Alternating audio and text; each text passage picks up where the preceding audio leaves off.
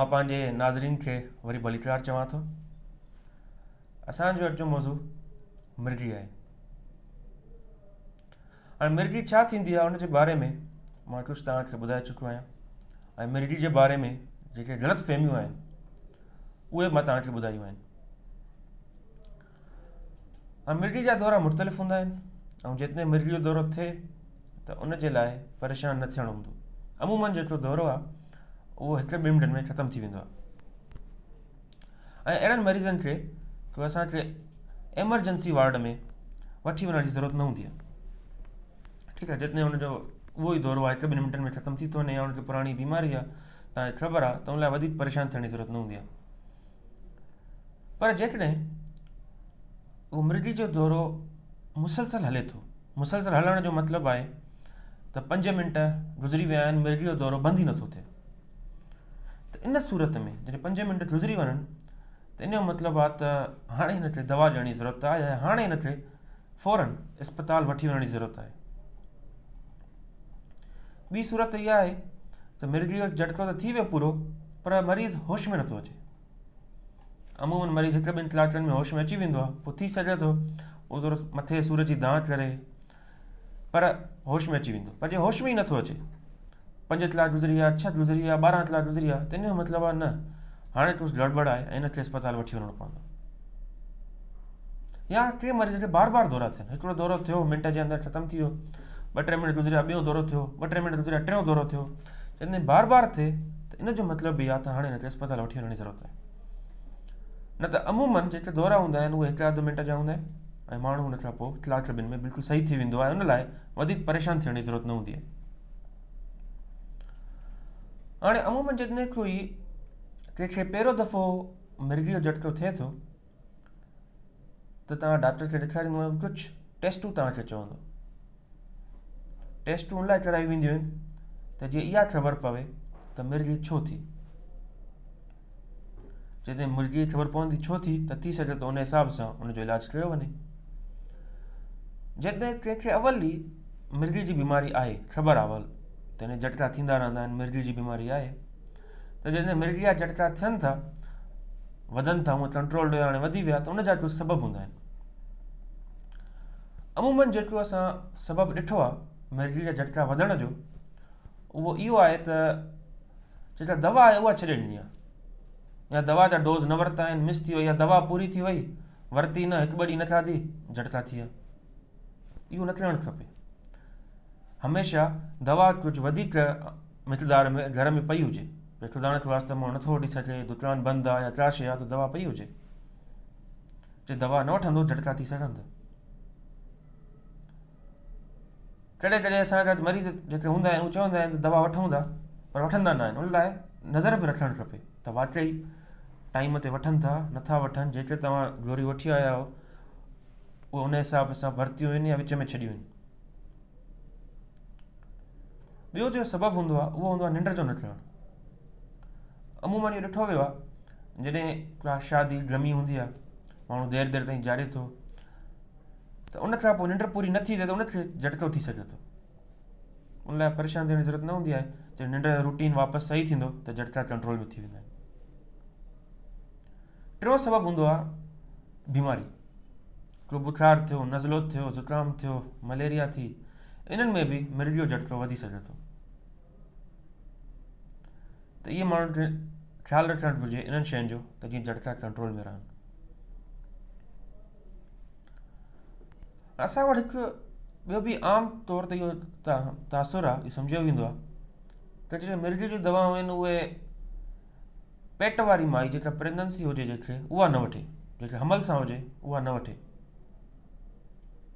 हाणे इहा हिकु तमामु वॾी ग़लतफ़हमी आहे। उहा उनजे करे त जॾहिं खुदा न ख़्वास्ता कंहिंखे हमल जे दौरान मिर्गी जो झटको थिए त उहो न सिर्फ़ु मरीज़ पर ॿार लाइ बि ॾाढो ख़तरनाक आहे। उनजे लाइ कंहिंखे एपिलेप्सी या मिर्गी जी बीमारी आहे त उहा पंहिंजो पाण ते दवा कॾहिं बि बंदि न कनि। हा, कुझु मिर्गी जूं दवाऊं अहिड़ियूं आहिनि जेके हमल में ॿार ते कुझु असरु करे सघनि थियूं। हिकु त उहो हुनजो रिस्क घटि हूंदो आहे, के असरु करे सघे थी। ॿियो, जेतां दवा बंदि कंदो ऐं मिर्गीअ जो झटिको थियो उहो वधीक नुक़सानदार आहे बजाए हिन जे जो दवाऊं वठे। पर पोइ बि जॾहिं तव्हांखे हमल जो प्लान हुजे या हमल थी वञे, प्रेगनेंसी थी वञे, तव्हां डॉक्टर सां मशवरो कयो। हर दवा हमल जे दौरान ख़तरनाक न हूंदी आहे, थी सघे थो तव्हांजो डॉक्टर तव्हांखे बदिलाए ॾिए दवा, त जीअं ॿार लाइ बि सेफ हुजे, महफ़ूज़ हुजे ऐं मिर्गी जा झटिका बि कंट्रोल थी वञनि।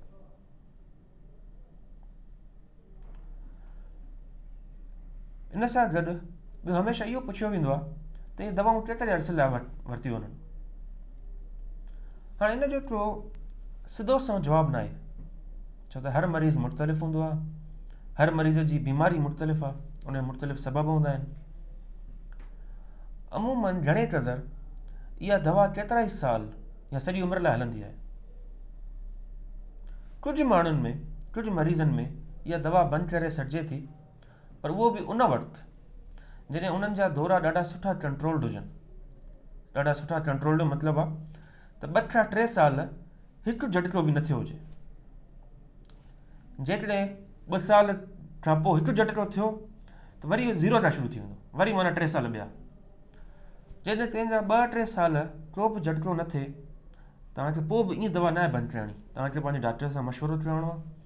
थी सघे थो उहो कुझु टेस्टूं वधीक चवे ॾिसण लाइ त झटिका वरी थी त नथा सघनि, उहे बि जे साफ़ थी अचनि त पोइ ट्राए करे सघिजे थो त दवा बंदि कजे। कुझु माण्हुनि जी दवा कामयाबी सां बंदि थी वेंदी आहे, पर कुझु माण्हुनि खे दवा बंदि करण सां वरी दौरा थींदा आहिनि। जो वरी दौरा थिया त वरी दवा शुरू करणी पवंदी ऐं अमूमन उहा केतिरा ई साल या सॼी ज़िंदगी हलंदी आहे।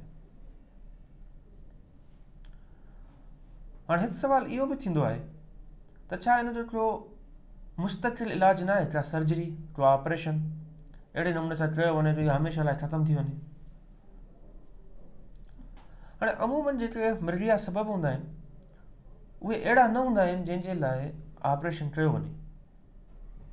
हा, कुझु सबब अहिड़ा बिल्कुलु आहिनि जंहिं लाइ ऑपरेशन थी सघे थो, पर उहे तमामु थोरनि मरीज़नि में। ऐं जॾहिं ऑपरेशन थिए त थी सघे थो उन जा झटिका कंट्रोल सुठे नमूने सां थी वञनि या दवा जो घटि डोज़ वठिणो पए, पर इहो सफ़ा घटि आहे त दवा वठणी न पए ऐं ऑपरेशन सां हमेशह लाइ ख़तमु थी वञनि। उन लाइ जेको ऑपरेशन जो इलाजु आहे ऑपरेशन जे ज़रिए, उहो कुझु माण्हुनि में थी सघे थो, पर उन सां हमेशह लाइ मिर्गी ख़तमु थी वेंदी इहो चवणु ॾुखियो आहे। कंट्रोल ज़रूरु थी वेंदी आहे। मिसाल पहिरियों हुनखे 3 दवाऊं वठणी बि पवनि, हाणे थी सघे थो हिकु दवा ते कंट्रोल थी वञे। पहिरियों 3 दवाउनि जे बावजूदि झटिका थियनि पिया, हाणे हिकु दवा सां कंट्रोल ॾियनि ऑपरेशन खां पोइ, इहो थी सघे थो, इहो फ़ाइदो थींदो आहे। हाणे मरीज़ खे ऑपरेशन जी ज़रूरत आहे या न आहे उहो तव्हांखे डॉक्टर ई बहितर ॿुधाए सघंदो। हाणे हिकिड़ो आख़िरी सुवाल सिर्फ़ु जेको पुछियो वेंदो आहे उहो इहो त हिकिड़े माण्हू खे मिर्गी आहे त छा उनजे ॿारनि खे बि थींदी? ज़रूरी न आहे।